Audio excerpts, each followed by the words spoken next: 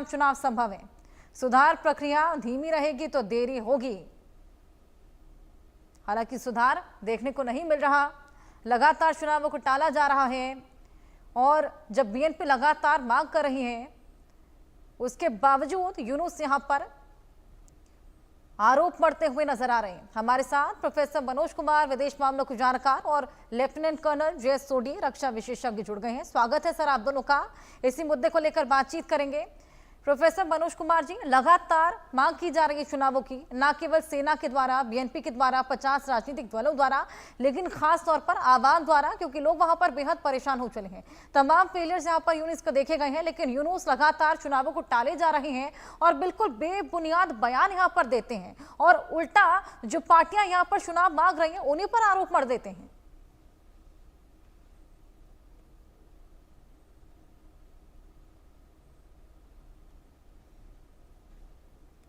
Sir unmute कर लीजिए।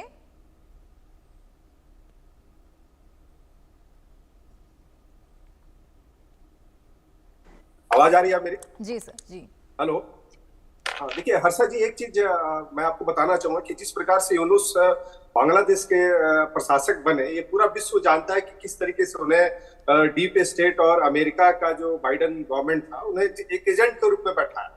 और ये बिल्कुल क्लियर कट इन्होंने 10 महीने में 5 अगस्त 2024 को शेख हसीना जी का जिस तरीके से वहां से वापसी हुआ और जो इन लोगों की एक स्ट्रेटजी थी, जो इन लोगों का स्क्रिप्टेड था, उसी के आधार पे यूनुस काम कर रहे हैं। आप देख सकते हैं कि 10 महीना होने जा रहा है। उन्होंने बोला था कि दिसंबर में हम 6 महीने के अंदर चुनाव करा देंगे, लेकिन वो पॉलिटिकल रिफॉर्म की बात कर रहे हैं, एडमिनिस्ट्रेशन रिफॉर्म की बात कर रहे हैं, जुडिशियल रिफॉर्म की बात कर रहे हैं। आप सोचिए कि किस तरीके का व्यक्ति है। अभी आपने नोबेल लॉरियट की बात, मुझे लगता है कि कहीं से भी उस चीज के लिए ये फिजिबल है नहीं, क्योंकि जिस प्रकार से उन्होंने सत्ता और जो एक वहां पे अवस्था फैलाई है और खास करके भारत विरोधी जो रणनीति है, उसमें वो लगभग बहुत हद तक सफल हो रहे हैं।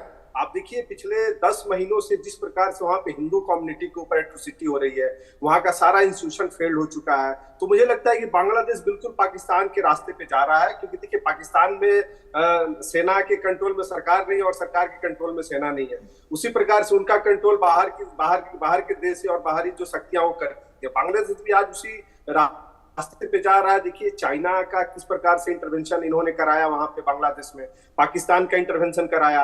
आज अमेरिका भी जिस प्रकार से म्यांमार और गलियारा को लेके और खास करके सेंट मार्टिन लैंड को लेके वो एक तरीके से उसका इंटरेस्ट वहां पे है। तो ये समझना होगा कि आज वहां की बांग्लादेश की जो आवाम है वो सड़कों पे निकल के आ रही है चुनाव कराने के पक्ष में। वहां लगभग 50 राजनीतिक दल चाहते हैं, लेकिन अभी वो सिंगापुर जापान जाके वहां पे पब्लिक वर्ल्ड फोरम पे ये बोल के आ रहे हैं कि वहां सिर्फ एक पार्टी चुनाव कराना चाहती है।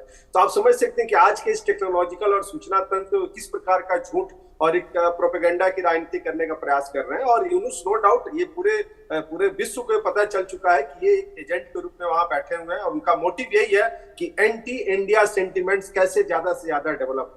और मुझे लगता है कि ये भारत की विदेश नीति पिछले 54 साल से अगर आप देख लीजिए, बांग्लादेश से जब से ओरिजिन हुआ है तब से भारत ने हर समय बांग्लादेश को एक मदद के रूप में हर तरीके से किया है। लेकिन आप देख सकते हैं कि वहां किस प्रकार से जिहादी जो ताकतें हैं और जो पाकिस्तानी, तो आतंकवादियों का भी एक तरीके से अब इन्फिल्ट्रेशन हो चुका है और सारा चीज कंट्रोल वहां पे कर रहे हैं।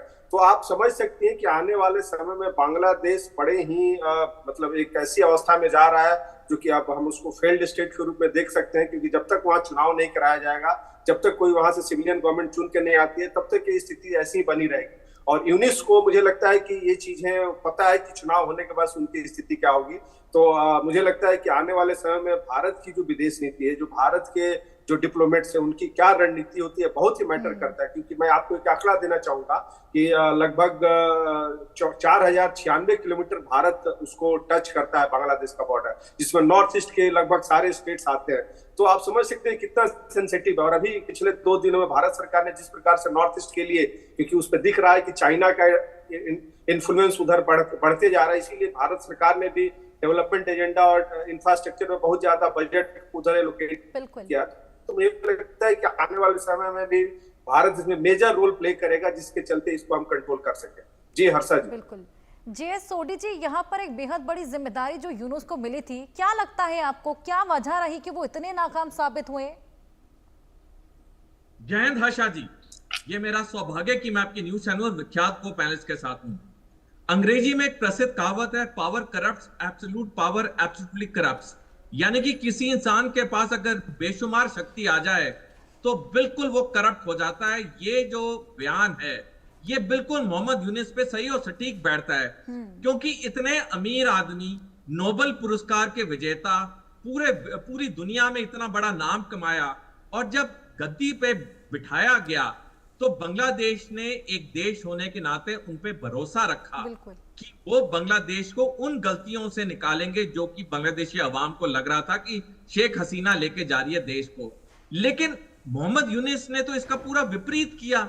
बजाय बांग्लादेश में एक सिस्टम लाने के, बांग्लादेश में ठहराव लाने के, लोगों की बातें सुनने करके वहां पे जल्दी से जल्दी इलेक्शंस अनाउंस करना, उन्होंने तो सारी चीजों से दूर हो गए। जो भी वहां के बांग्लादेश का सुप्रीम कोर्ट का जज था जो कि अच्छा था, उसको उन्होंने निकलवा दिया। जो भी सेना का अफसर उन्हें दिखता था कि ये सही रास्ते पे जा रहा है, उसको उसने डिसमिस करा दिया या उसको सुपरसीड करा दिया। जो इलेक्शंस होने थे पहले, जब पिछले साल 5 अगस्त को शेख हसीना को भागना पड़ा, तब मोहम्मद यूनुस ने कहा मैं 5 महीने के अंदर चुनाव कराऊंगा। वो 5 महीने अब 1 साल से ज्यादा हो गया है और अब भी वो तैयार नहीं थे। ये तो अभी कुछ दिन पहले 21 मई को बांग्लादेशी सेना अध्यक्ष ने बांग्लादेश के एक कैंट में बात करते हुए कहा कि मेरे को उम्मीद है कि जब नया साल आएगा, यानी 1 जनवरी 2026 आएगा, तब बांग्लादेश में नई सरकार होगी। जब उन्होंने ये बयान दिया तब जाके प्रेशर आया मोहम्मद यूनुस पे कि अब सेना ने अपने तीव्र रुख दिखाने शुरू कर दिए हैं। और फिर कुछ दिन बाद उन्होंने बयान दिया कि नहीं, दिसंबर 25 और जून 26 के बीच में इलेक्शन होंगे। यानी कि जब दबाव आया सेना से, तब मोहम्मद यूनुस को इलेक्शन डेट अनाउंस करने की सूझी। मेरे कहने का मतलब आशा जी, जो बांग्लादेशी अवाम को अपेक्षाएं थी, उम्मीदें थी मोहम्मद यूनुस से, वो सारी गलत निकली, क्योंकि मोहम्मद यूनुस वैसे ही करप्ट निकले जितने दुनिया के कोई और डिक्टेटर होता है। बिल्कुल बिल्कुल। चलिए सर, मैं आपके पास वापस आऊंगी। एक और बड़ी खबर दर्शकों को दे दें। चुनाव टालने वाले यूनुस के बयान पर विपक्ष का संयुक्त बयान सामने आया है। कट्टरपंथी गुट देश को अस्थिर करने पर तुले हैं, चुनाव को विफल करने की साजिश कर रहे हैं कट्टरपंथी, और इन्हीं कट्टरपंथियों को यूनुस शह दे रहे हैं। राष्ट्रीय चुनाव दिसंबर तक हर हाल में कराएं यूनुस। 50 से ज्यादा पंजीकृत और गैर पंजीकृत दलों ने ये मांग की है। राजनीतिक दलों के बीच भ्रम और विभाजन फैला रहे हैं।